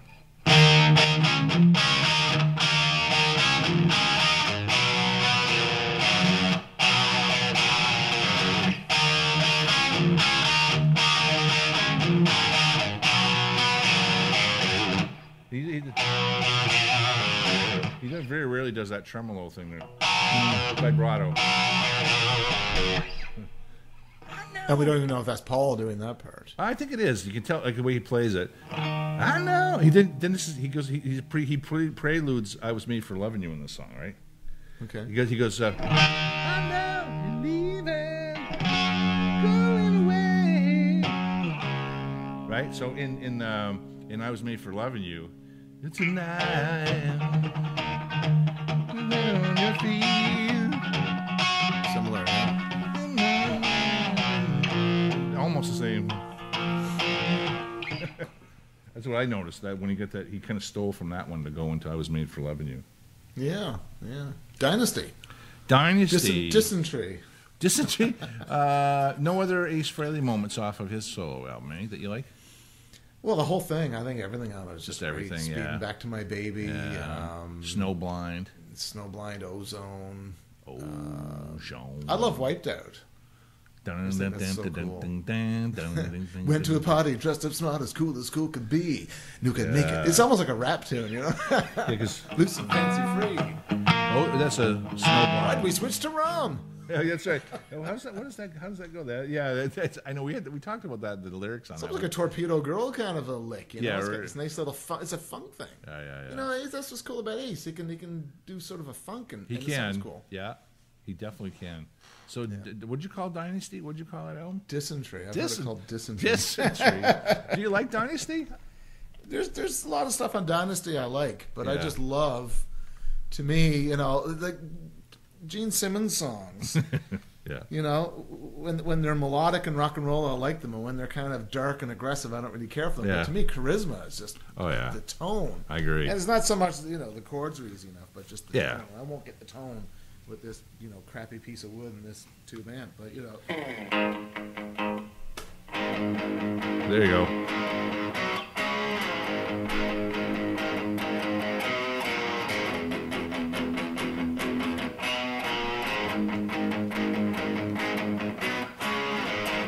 That's great, you know. And just all the effects they add to his vocals, all the little reverbs and echoes and shimmering things, and it's, to me, that's just that's an outstanding Gene song. And I think when you play this and you're blasted with "I Was Made for Loving You" and that disco sound is like, oh God. And then you got "Sure Knows Something," which is like, oh, it's a ballad. You know, Paul is such a ballad writer now, and then you know, it's like, let's flip it over and see what side 2 is like. And then this comes ripping. To me, it's like the same experience as when you hear "Making Love" for the first time. It's just this ripping rhythm guitar. It's like, wow, that's so friggin' cool. Yeah. I agree with you. I think Charisma is one of my favorites on that album. I liked all the Ace stuff on that album. But I was going to do, I was listening to Magic Touches. Paul got into this kind of rhythm of doing songs like Magic Touch was another one. It was like.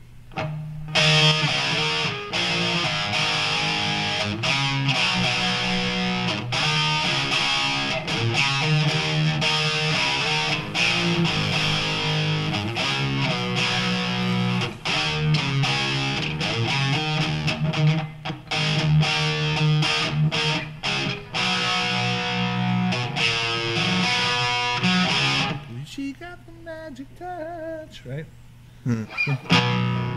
So, you know, just you playing that rhythm guitar sounds so heavy, and that could be a great, you know, almost like a heavier tune. But then you throw in the vocals and Paul doing it, and it just becomes more of a... Well, he was transitioning, right? It's sort of I just consider it a ballad, even though it's not. Like, you playing it there sounds heavier than the feeling I get from the whole song on the album. Well, when you get into the main... You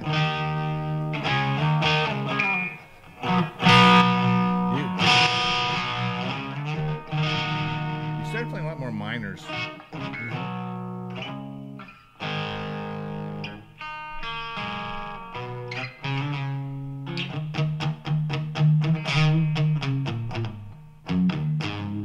He started doing that kind of stuff. I like the Ace Frehley moments on that album a lot. Hard Times. Yep. Really love that. Again, it's very reminiscent. This could have been on the solo album for sure. If you listen to this, it reminds you of some of the solo albums.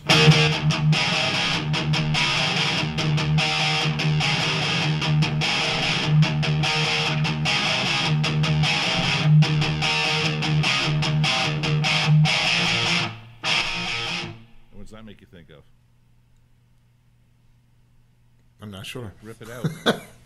Which one? It makes me think of Rip It Out. Yeah, it's very similar, yeah.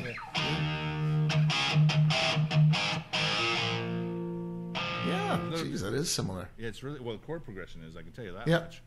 And then he did what, Save Your Love, everybody's favorite. I like Save Your Love now. I don't know. No? Is Two Sides of the Coin on that album? No, that's on Unmasked, yeah. But Save Your Love, it's actually got you talk about a really good lead guitar riff in it, right, in the middle of it. But it's I didn't like it at first, but I started to like it after a while because it was like how'd it go? All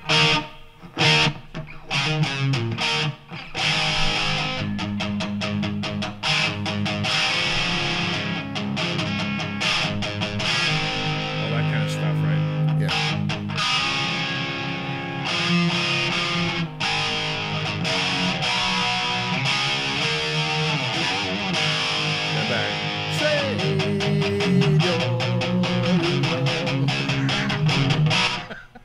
Save your love, I don't want it. Exactly.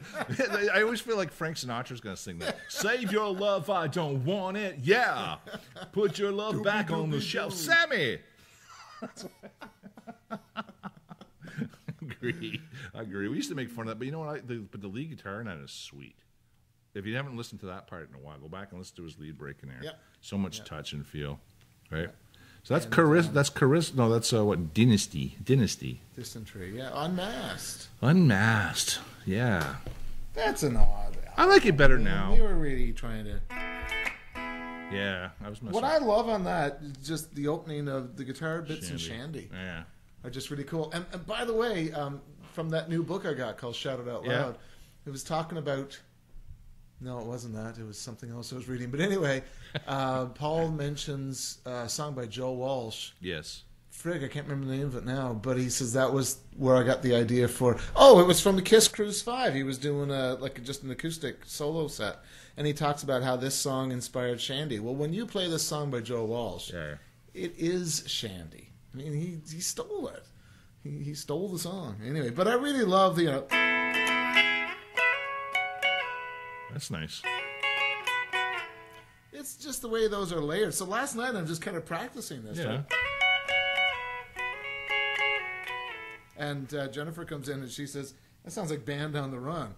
So I said, "Okay." So I had to look that up, right? And yeah, so. Oh yeah. It is definitely a similar kind of a sound. But they did get some acisms in there somehow. Like that part you were doing, those little riffs you were doing. Yes, I love that part. Yeah, right. Now, that's very Ace-like, right? That's Ace stuff. I don't know if that's the right key. If it's, I think it is. There's some stuff like that going on in that Shandy, right? Mm-hmm. That's all because.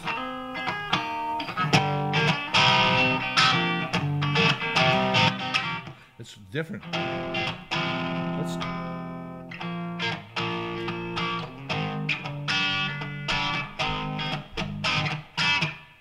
That's how it goes. And on that album, what was that? Oh, this one. You must know. This is one of your favorites.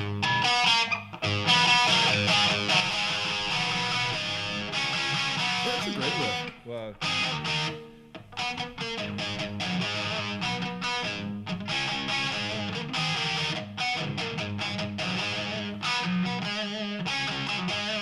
And somehow they break into. She walked in like a lady.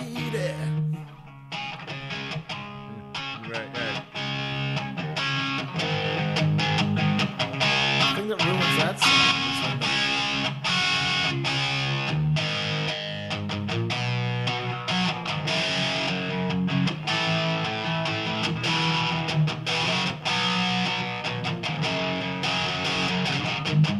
is all right, that's your part.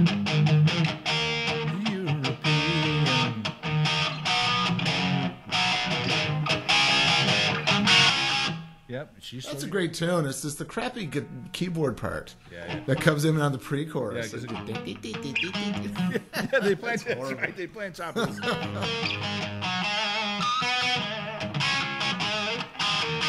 Kind of weird, actually. It's kind of strange to play. Yeah. And then you always liked like that "Is That You?" That's on there. Is That You? To me, and that's not a Kiss song. That was written by that's right. someone else. I always thought it was a Paul song. Yeah. I guess I never really looked at the label that closely, but to me, that's got a great groove. And cats drooling on the box.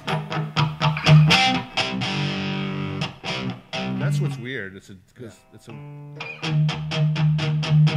But then the falsetto Paul vocals kind of ruin it. You always get the boys you like. Yeah, that's the part that I was getting.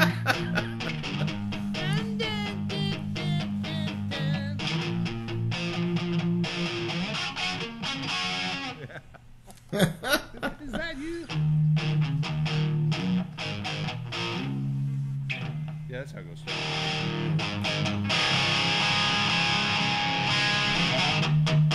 Yeah. Shall we mention The Elder? Well, I'm just trying to think. Was there any? Yeah, because the only problem with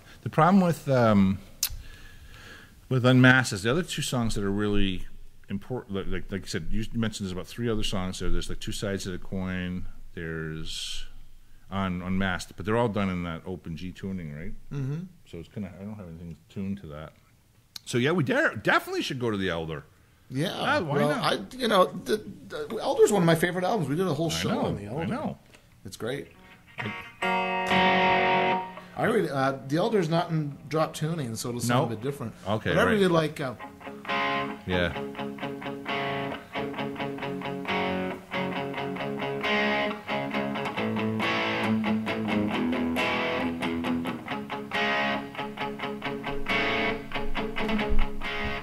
That's a great little opening. Yeah, I agree. Love that. Yeah, and later on the solo, and I don't think Ace is on much of this album, but and I can't remember if it's Only You or Under the Rose. Those two songs. Under the Rose.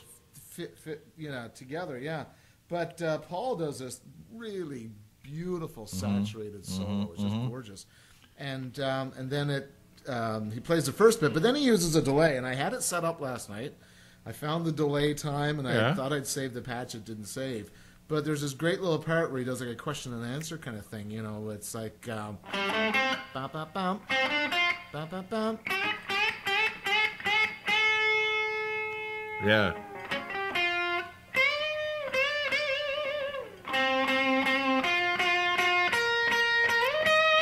It's got a very majestic kind of... But the way he uses the delay in that. Like the tone itself is absolutely beautiful, but then using this delay to repeat the phrasing, that to me that's just a golden moment on that album. I just love it. I agree, and then it comes in right after you do down down down down.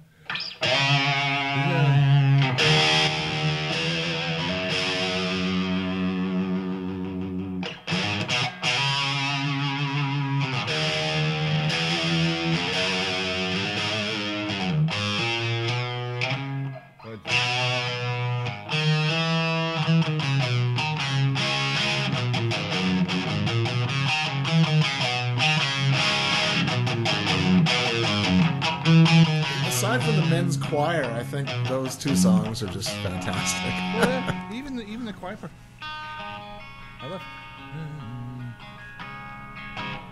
You see, even just playing like this is nice.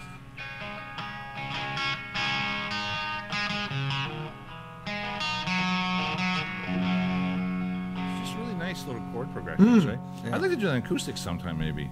I think that'd be a good acoustic song. Right? Yeah, there's some stuff on The Elder I don't really care for. I mean, obviously, Just a Boy, and Yeah. And but Under the Rose and what about I? Don't you like I? remember we were jamming last fall and.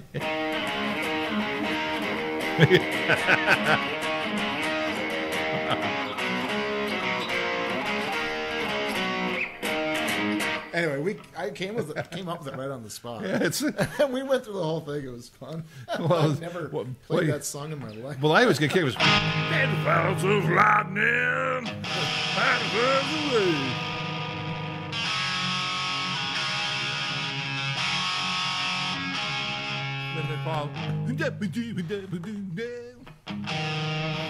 Hey, did you see recently some guy found a videotape of the original video that they shot for that, and it was never released, and he's auctioning it off for? Yeah, or he's going to burn it.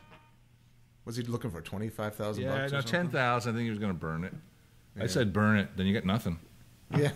The Oath, right? Yeah, I like those, but to me, Under the Rose and Only You really stand out as something much more different and musical. But the Oath is cool. I mean, it's got a great groove, but it's so typical. It's Kiss-like. Yeah. I is very Kiss-like. Even Dark Light is very Ace-like. Except for those two other songs to me are just so un-Kiss-like, and I like the fact that they branched out into something completely different. I wonder how much of that was Ezrin's influence. I don't find the Oath to be that Kiss-like, to be honest with you, because it's got that weird. It's like it's got weird little off stuff like.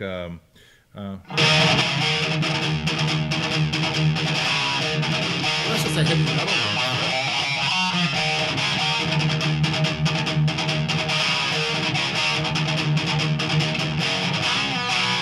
Those are kind of weird chords for them. I find that to be very easy.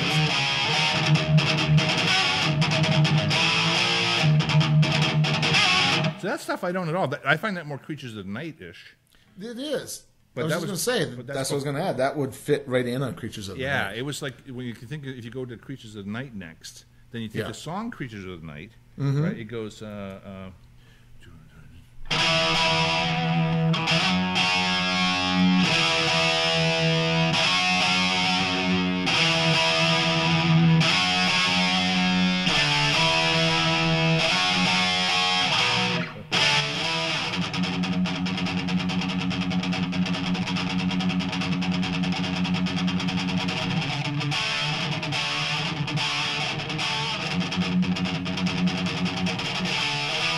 That wasn't like early Kiss at all, right?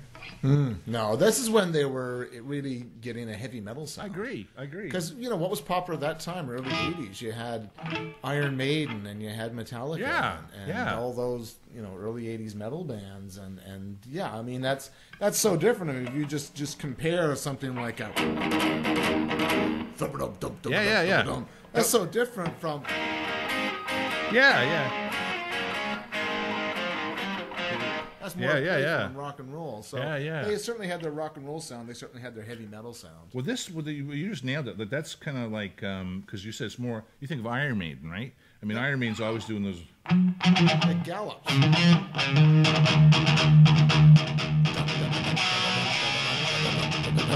It's a galloping sound.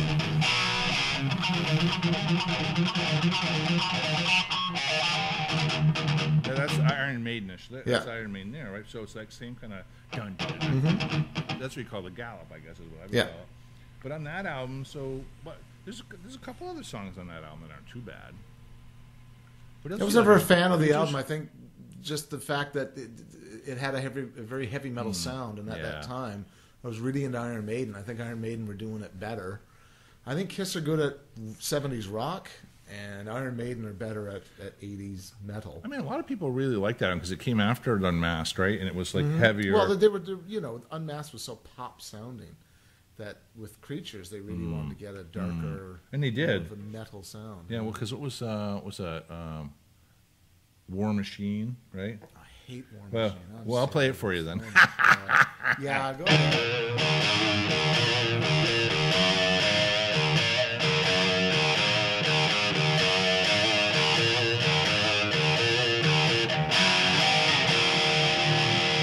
Can I add something to that? Yeah, sure.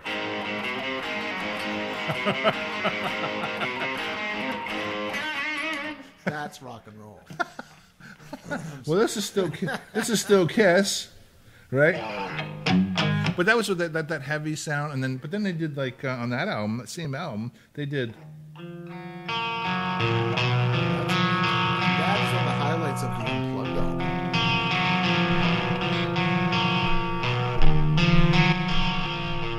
I like the chord progression there. Yeah. And then when it changes here.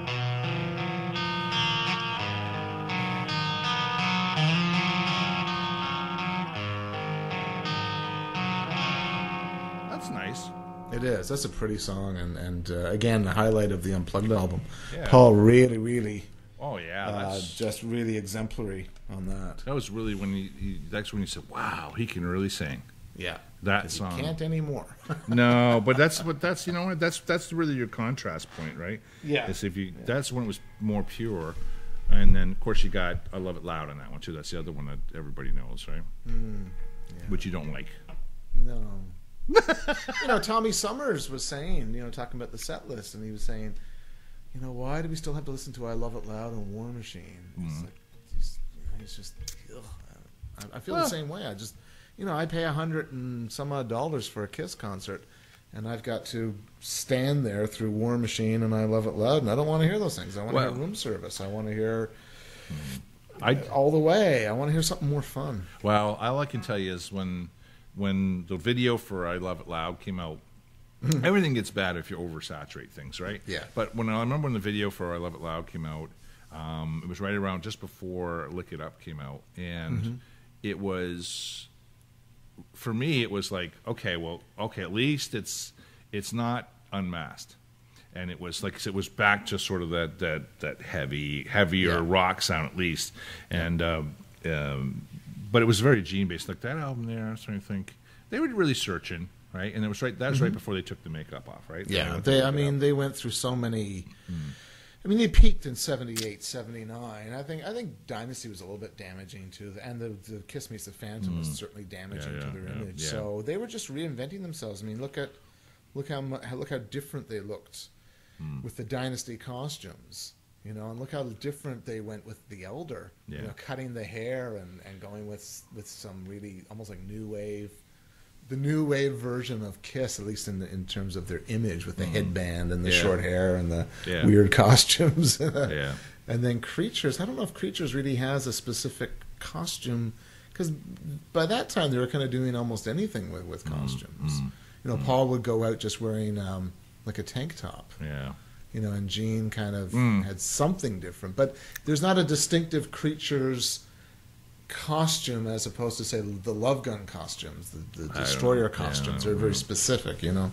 You know what we should do sometime? We should do a song. We should do if we ever do a comeback on this show. Well, this is the farewell show, Jeff. So anything goes. Right? If we did a comeback show, or if we did a reunion show, we could do one on album covers. Oh, no, there you go. Now, how about on? I know the '80s stuff. We may as well skip, right?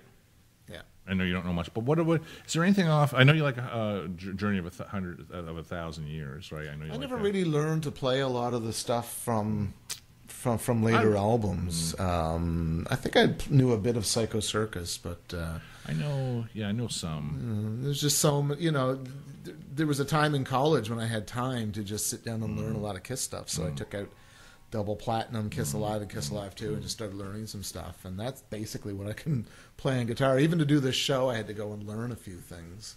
Yeah. But I never learned anything from Psycho Circus or Sonic Boom or Monster. I would say that post makeup, I would say Psycho Circus, the song itself, not the concept, but the song itself, I'd say is one of their best posts. It's got a great groove. Yeah. I did learn that little bit about 10 years ago. I'm going to see if I can remember it.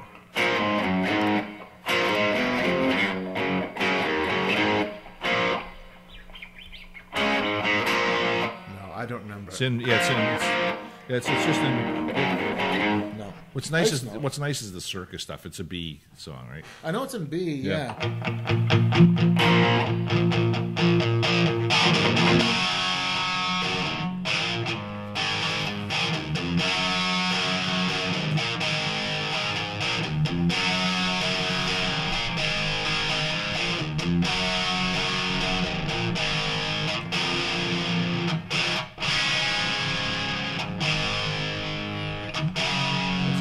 And what's nice about that song is the dynamics. It just kind of goes into some really heavy parts. Yeah. And kind of pulls back, and it's got some really nice kind of a spacey thing. And then it comes back, and the soloing is good on that.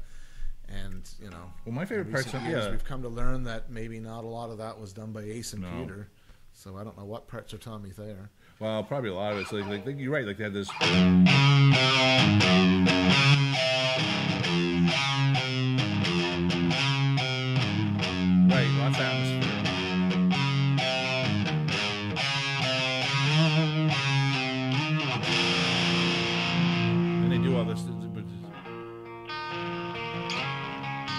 love those parts. They're great. I'll use a lot of open stuff.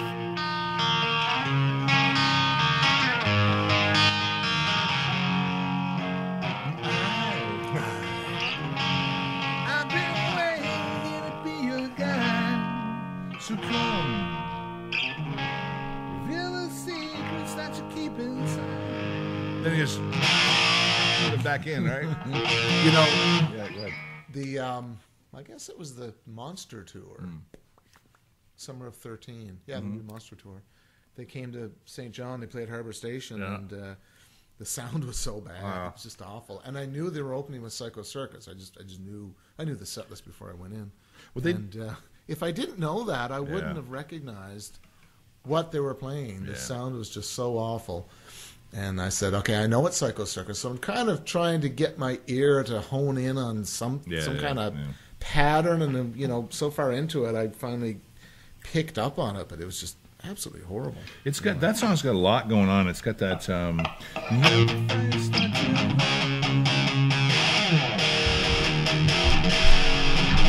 that part there, right? Yeah. And like you said, the lead, even though the lead is really, it's I think it's Tommy doing the lead, but he's trying to be like Ace, Well, of course. right? So it's like.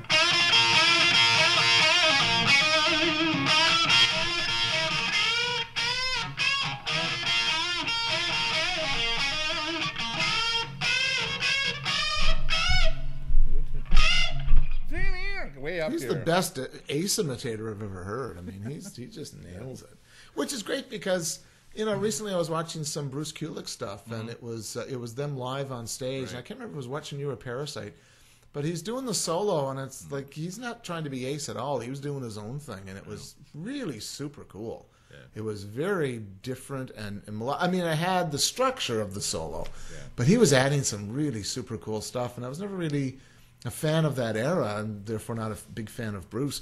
But watching this video from sometime in the 90s, like a whole new appreciation for Bruce. It's just a different thing, right? Yeah, and it wasn't you know, flashy the way you know an Eddie Van Halen would be, or the way that you had to fit in someone more. like Vinnie Vincent would just kind of overplay it. It just had a really cool, all its own, just a really cool tone in it. I just thought it was great. I was a fan of that Revenge era band. I mean, I was like I said when they went to when Ace and Peter came back, I felt like I said I did feel bad for Eric and Bruce at times. I felt like they kept it alive with the energy, and so I was after Revenge. I'm not as big a fan of Revenge now as I was then, but I was fully prepared to follow them along. And like I said, I like Carnival Souls myself. It's just a little bit different. So I'll drop. I like D. Revenge more than Carnival. So. Yeah, I can see that. I mean, because Carnival Souls all drop D stuff, right? So it's they're just trying too much to sound like those. Yeah. Those but 90s but they did metal come up bands. with some cool stuff in there. The music in there is really kind of cool, but you have to be like you got to appreciate it to start with. Like our musical tastes kind of diverge after Kiss a little bit, you and I, right? So that's pretty cool. And now, if you want to talk about some parallels, though. So if you think about... Well, you know what, Jeff? We're coming up on 2 hours. Are we really? Already? Yes. I've been sitting here a long time. And I'm sitting on a drummer's throne, so you know what I'm getting? What? I'm getting drum bum. Oh, yeah, well, I'm not even on that. I'm on a little pillow here, so we should wrap this up is what you're saying. We should. All right. We covered a lot of material here I guess today. we did. Yeah. So there you go. Well, we had a wonderful run with Yep. Watchin You. Yep. And No we regrets. covered a lot of different topics. And you know what? One of the things I think is great, Jeff, is that we really strayed away from getting too political. And what I mean by that is really bashing the current lineup or bashing people who have opinions about the current lineup. And I think there's some of that goes on in some other shows. And I think for us, we just kept it fun. We looked at the fun parts of Kiss and really celebrated what was cool about the band. Yeah. Without you know making fun of anyone. I mean, we did our fair share of making fun of whomever, but it included all people from Gene and Paul to Ace and Peter and Tommy and Eric. We'd make fun of anyone. We'd make fun of albums. We'd make fun of costumes. We'd make fun of album covers. But it was all in good humor and in celebration of the band. Yeah, and I think that it was all. That's right. I think it was always. When you think about it, if I look back at our topics, generally speaking, it was all good. It was all good natured. It was never I look at our pages, and we have very very little negative animosity going on, but we manage that intentionally because that's not. We don't get a lot of hate mail. No, well we don't. But we're not that controversial, and we're respectful. So even if we trash someone, if we trash whoever, we always give it. There's always a balance there. And like I said, even when we talk about Tommy and Eric and the makeup, we always balance that with who they were as people and what they brought to the table. Yep. So, but it's been. I've learned a hell of a lot through this process and met a lot of great people. And it's been a real privilege, Jeff. You've always done a fantastic job putting this stuff together, and it's always been. I'll miss that part of it because I was like opening the package at the end of the day to see what you came up with. Yeah, I loved adding new animations and graphics, and I always had fun with it. It's very time consuming because I'll probably be till Christmas putting this one together. Oh no! I thought it was. I'll try to get it out in a week. I'll try. Whatever, but it's you know. So anyway, there you go. There you go, Watchin You, Jeff. Yep, we've watched them. They watched us. We watched them. Well, I guess it's time to put the nail on this one. And but expect more from Jeff and Jeff in the future. Well, there'll be stuff. There's always stuff. We haven't died. No. And by the way, I got this guy down the road. His name is Tommy Singer, and he wants to kind of continue this thing after the farewell show. The only thing, Jeff, I want to know is, can I buy the rights to your face? Well, no, but he's got to wear my Expos hat. Well, there you go. Yeah. or my logo for the Cool Uncle Jeff. Right now he's learning your lips. No, we need someone there could be another Cool Uncle Jeff, right? Yeah. I'm not important. It's just the idea. Yeah. All right. We're coming up on 2 hours. All right. This has been our longest show, Jeff, but I think, one of our most important shows to let people know, that Jeff and Jeff did this, and we had a lot of fun. Yeah. Yeah. So I'm going to sign off. Well, me too. All right, so it's so long from Jeff Scott in St. John, New Brunswick, and it's so long from Jeff Gray, Cool Uncle Jeff in Stewiacke, Nova Scotia for the last time. And remember, we will be watching you. We will. So keep in touch, guys. Just keep in touch and keep this thing going. The KISS Army are all about friends and having fun.